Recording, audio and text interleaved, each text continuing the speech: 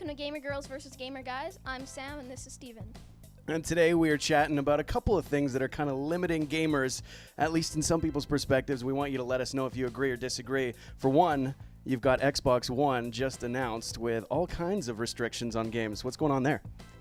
One of the things that Xbox One was recently announced and talked about at E3, and one of the things it has is restrictive policy on used games, where you can't use used games or get them for a friend, because if you do, when you put it into the console, you have to pay the full price for it.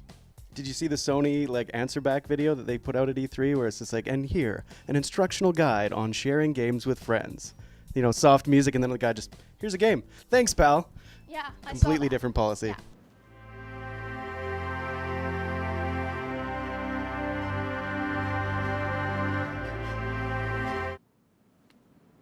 Thanks. PlayStation. Another thing with the Xbox One is there's a Kinect, and the Kinect is always on, which I find is ridiculous. It's kind of like there's a camera pointed at you at all times, huh? Yeah. It's very weird. Yeah, and they say the purpose for that is you can just walk into a room and say Xbox on, and it will turn on. But I find that somewhat of an invasion of privacy. Absolutely. I find it just very strange how it operates with the hand motion, and how TVs are kind of taking that turn as well. You just change channels by moving your hand. I much prefer that ThinkGeek Harry Potter wand. I got to pick one of those up because that actually seems fun to do with a TV. With your hand, it's just boring.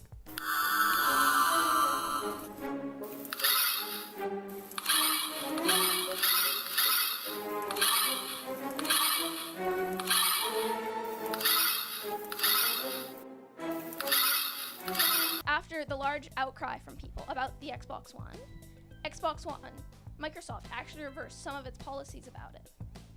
Especially, I think, the connectivity and just some of the game sharing. I think that you can buy into, as long as you've got your Xbox Live Gold. I don't know. They've got some sort of loophole where you can actually share the games, but it's still a hoop to jump through. Yeah.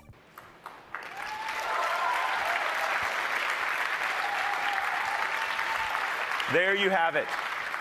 The breakthrough Xbox One architecture. Next generation inputs anchored by Kinect, and a completely redefined Xbox Live.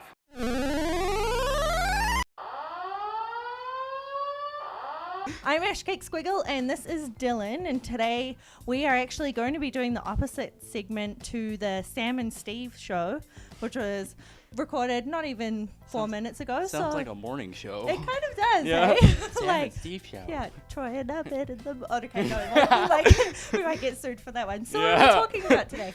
Okay, so today I'm going to talk about Nintendo ID matching and the effect on gamers.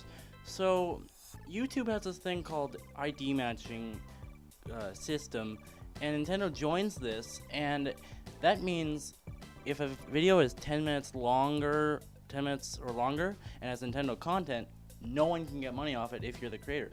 Okay, that's a bit terrifying. Yeah, so since if we talk about Nintendo for 10 minutes, we're not getting paid. Oh, no. Yeah, we're broke. Okay, so what you're saying is if, say, I made a video that was Nintendo related and it was 9 minutes and 59 seconds, I could still get paid for it?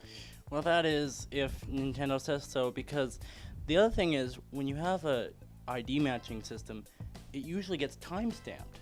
Oh, What this means is that it automatically does it, but with Nintendo ID matching, there is no timestamp, which means someone up at Nintendo is manually doing it.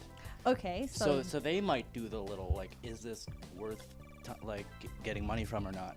Okay, I understand now. So, say I wanted to do an awesome review on Mario or something, and then I talked about Mario, and then I got 15 million YouTube views. I'm not going to get paid for it? Yeah, basically.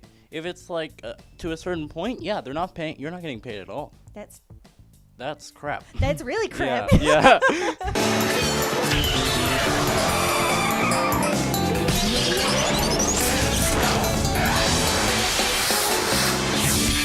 Me, I actually have a YouTube channel with gaming. So, and the thing is, my main stuff is Nintendo. Okay, yeah. So, of course, I'm not that big, but if I get to that point and I keep on doing Nintendo stuff, I'm not getting paid at all.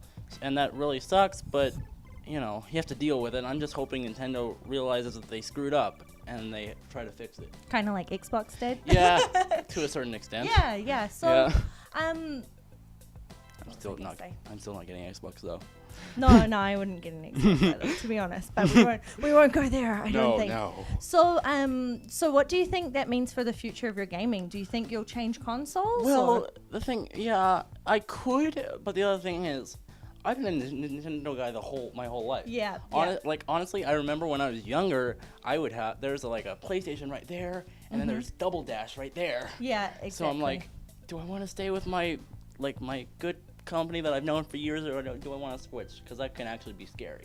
Yeah, it can be pretty scary. Like, I remember when I was a kid and I first, my parents told me that for Christmas I was getting a PlayStation because it was a little bit late, because in New Zealand everything's kind of took a little while to get to us. So I remember being like, well, it's different from Nintendo. Like, how does it work? It uses these funny discs. Like, I can't blow on it to make it work if it breaks, that kind of thing. So yeah, I know it can be a pretty scary transition. But well, what do you think about maybe Nintendo giving up consoles altogether and maybe just making games for other systems? Well, here's the thing with Nintendo. That may kill them if they do that. Because the thing is, Nintendo's very innovative in what they do. If you look at Xbox and PlayStation, they're similar in ways. But Nintendo kind of just says, screw you all, we're taking this completely different route. Yep. We don't care what you're doing. We're going to have this like, Wii U, you're going to do this, this, and this. All new stuff you haven't seen before. So if they... Like Sega was making consoles, right? Yes. And now they're just with Nintendo making games. But I think that might actually be bad for Nintendo if they don't make consoles. Yeah, they might possibly get bought out in the future, or and then we might not be seeing Mario or Zelda or any of our fun favorites anymore, and that would be pretty sad. Yeah, imagine Nintendo trying to do Sony characters. It'd all be weird. Yeah, that would be pretty weird, that's for sure.